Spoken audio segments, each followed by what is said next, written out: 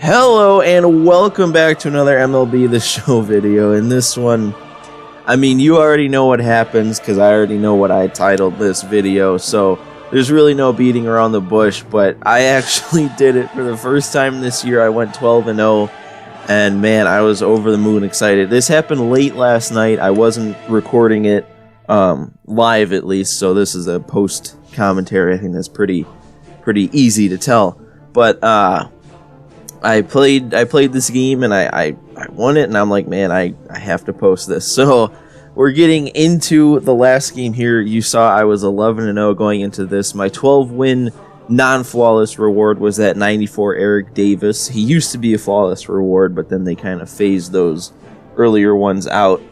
But I had just come off a really tough 11th game, and I got the win in that one, and I was really hoping to face kind of a weaker opponent. I was kind of hoping that maybe the matchmaking kind of put me with someone who wasn't quite as good.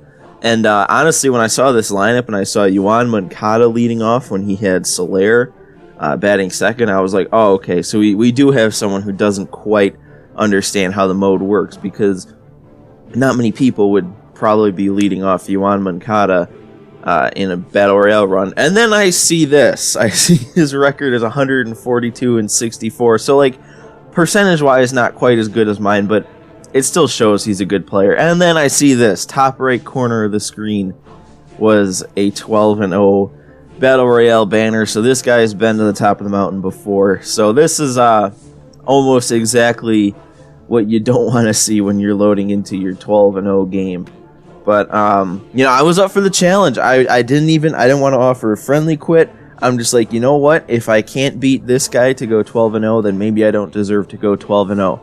So I just put my head down and absolutely went for it. And I was, at this point in the run, I had been playing for a couple hours. I played pretty much the whole run nonstop, and I was just locked in at this point. So I had a lot of confidence. But then he led off this game with a little single up the middle, and that one, I remember when I was playing, it made me needlessly upset, because I threw a fastball up and away, and I'm like, this guy can't just miss one pitch, and it's like, it's not even a tough pitch to miss. Like, that's a pitch that probably should have been hit, especially with a bad pitcher on the mound.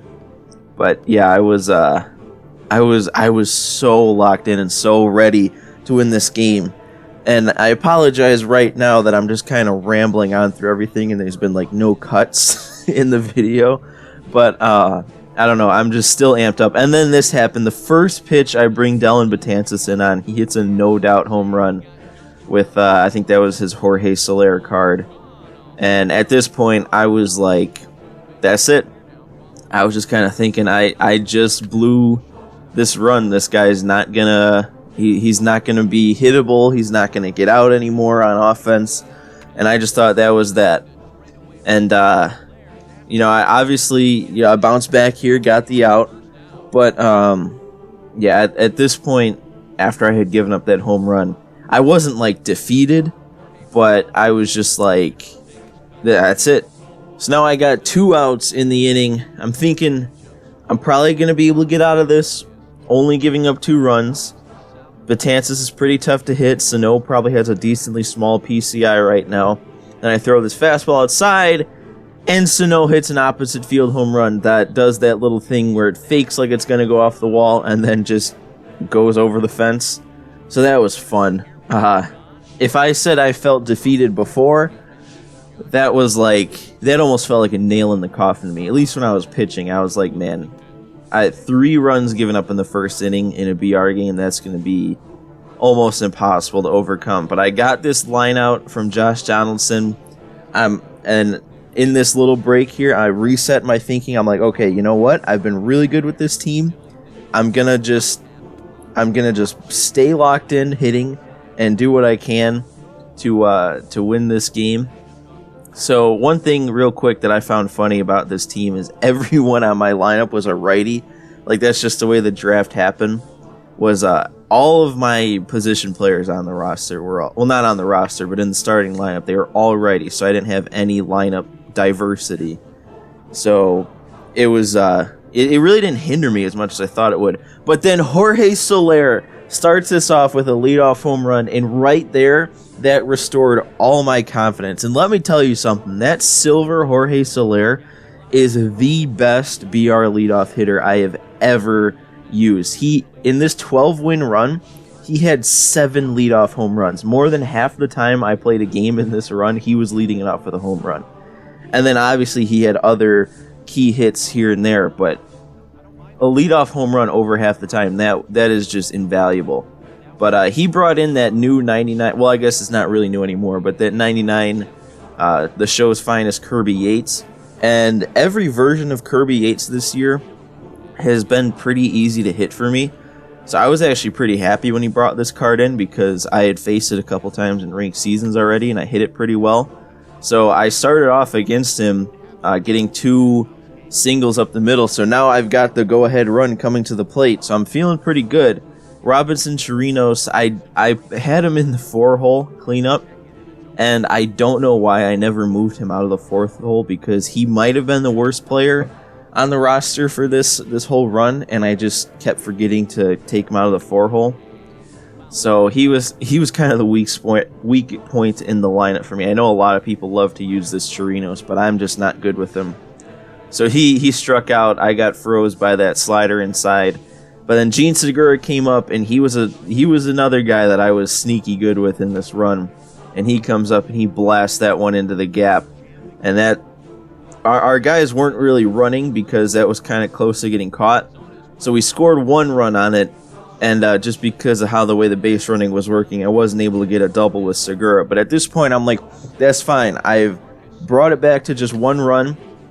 And I have a runner on third with only 1 out. This was going to tie the game, and then he missed it. I don't know who he had in center field, but he didn't quite run to the right spot, and he wasn't able to get there. And then Segura able to score all the way from first. That was a big point. Like, obviously that gave me the lead, but that did more than just give me the lead. That gave me so much confidence that I was going to win this game. And then he already took out Kirby Yates right there after only getting 1 out. And then I will say here, he did finish this inning off with no more runs allowed, but I put up 4 this inning, and I took the lead. So then, even though he had scored all 3 of his runs off of Dellin Betances, for some reason in my mind, I decided that he was the one I was most comfortable with pitching. My bullpen, the only 4 people I used out of my bullpen, it was the gold Dellin Betances, the diamond Drew Pomeranz, the silver Chris Sale, and the silver Joe Smith. So those were the only 4 guys I used in my bullpen. And I don't know why, but for some reason I decided, even after that leadoff single that told me this guy was still on Betances, I decided to leave him in. And I was lucky to get this guy popping that bunt up to get an easy first out. And honestly, almost turning a double play because of his runner on first. But he brings in Aguilar to pinch hit. I'm still rocking with Betances.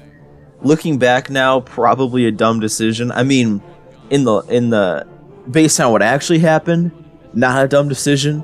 But like, if I was in this situation again, like 9 times out of 10, I probably wouldn't have left Betances in. But I did, and we got the second out there, flying out to center field. His lineup turns over here with Moncada, and I was kind of worried because I felt like there was a reason he batted Moncada leadoff. Like, I know he has, I think, decent power against righties, but I figured this guy must have some sort of experience with Moncada. But he hits that one towards the hole, and our first baseman, Ryan Zimmerman, makes a crazy diving play, and now all we need to do is get 3 more outs. At this point, I have a 1-run lead. I technically don't have to score any more runs, and if all I do is keep him from scoring, I can win this game and go 12-0. So we've been eating into his bullpen to this point in the game. He's brought in the lefty Tony Sipp. The only decent righty I had to come in off my bench was Kurt Suzuki. I had 3 good lefty pinch hitter bats on my bench. It was Chris Davis, Lucas Duda, and Jesse Winker. And then I had Kurt Suzuki to face a lefty. So I brought Kurt Suzuki in here to face Tony Sipp. Right there, I just thought he'd put one down the line, but couldn't quite stay fair. But then Kurt Suzuki actually draws the walk after going down 1 and 2 in the count. So I take Kurt Suzuki out, pinch run him with Zach Granite to try and get some insurance runs here. 84 speed on first is much better than like 9 or whatever Kurt Suzuki had. So Jorge Soler coming back up to the plate. He hit that leadoff home run, remember? And now he's going to get another base hit, giving us 2 runners on with nobody out. So at this point, I'm thinking, all right, I am so locked in. He already brought in his big bullpen arm, Kirby Yates. I am going to break this game wide open and leave no doubt that I'm going to win. So Jackie Robinson hits it over his left fielder off the wall, and that's going to score a run and have 2 more in scoring position with still nobody out. So I take a 5-3 lead with Ryan Zimmerman coming to the plate to face a lefty. This is just a huge mismatch right here. But then he brings in the righty, the bronze righty, so I know at this point that he's really got no one left in the bullpen. So I go first pitch swinging against that guy, get a single, score another run, and like I said, Chirinos, just a weak link for me. He's going down 0-2 already, but he does manage to get that one out to mid-center field.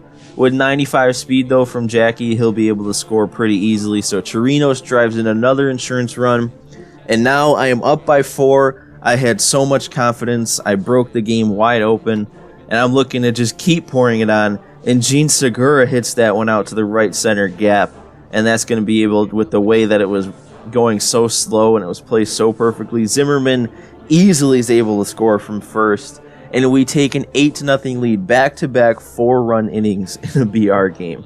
So we are into the top of the 3rd inning now. All I have to do is get 3 outs, and I win this game.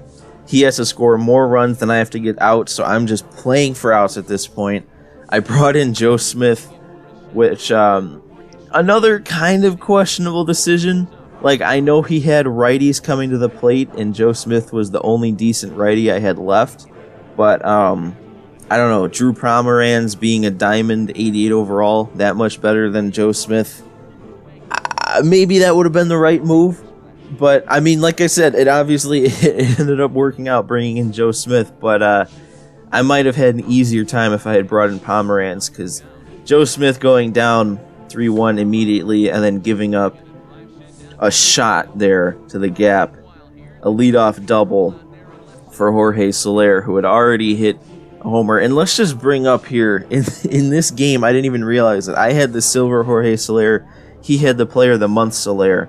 And they went a combined 4-for-4 with 2 homers and a double. Just, I don't know what it is about Jorge Soler, but he might be kind of a glitch in this game, and it's taken me way too long to find that out. But now we're losing, or not we're losing, but we went down in the count, able to even it up there at 2-2. He's not going to go chasing at the fastball high. So honestly, at this point, like after I had given up that double, and he didn't chase that fastball high, my confidence like went down a bit, and then I got him looking at that slider that you just saw. My confidence went way back up. As soon as I got that first out, I was like, that's it. There's no doubt that this game is going to me. Like, I don't know why it took only 1 out for that to trigger in my brain, but it was like, as soon as I made that first step in the inning, as soon as I got that first out, I was like, this is over. Doesn't matter what you do, this game's over. So he hit that line drive to Jackie Robinson. Robinson makes the play, and now I only have 1 more out to get before I go 12-0. And at this point, like I said, I already knew it was going to happen, so I was already getting like all giddy and excited. He grounds it to Marcus Semien at short, and this felt so good, man. I have only gone 12-0 one time before in MLB The Show, and that was late last year, or late in last, like, MLB The Show game season. It was in MLB The Show 18, but it was like in February or something like that, so it was way late into the game cycle. This one coming in October, so still pretty late into the game cycle, but not quite as late. It felt so good. First time this year going 12-0, and I knew exactly who I was going to take, because as soon as this card came out that I wanted to take, I knew I wanted him on my team, but in my head, I just couldn't justify spending like 300,000 to 400,000 on a starting pitcher, so I think you guys already know who I'm talking about here. So when I opened them, I just decided to open them from like the worst pack to the best pack. Only makes sense. I didn't get anything good out of the standard pack. When I was opening it, I'm like, how cool would that be if a diamond popped up in this also, just to cap off this run? But it didn't happen. In this 9-win pack, didn't really get anything good. I think I just ended up taking this Brendan Rodgers here just because that was the one card out of the 3 that I didn't have yet. So I went ahead and took him. He's not going to see the light of day ever. But this is the big pack. I looked here before just to see who all was in it. So many good cards that you can get for going flawless. But I knew the one that I wanted was the 99 overall starting pitcher, Chris Sale. I faced him a couple of times. He's so dominant, and I was so eager to get him on my team. But that's it for this one. I got the 12-0 banner. I got the 12-0 bat skin. But if you guys like this video, if you like seeing me go 12-0, even though there was like no suspense, make sure you hit the like button. If you want to see more MLB The Show videos, I'm finishing up in March to October. Should be doing some more Diamond Dynasty stuff. Make sure you hit the subscribe button. But that's all I have for this one. I went 12-0, and I will see you in the next one.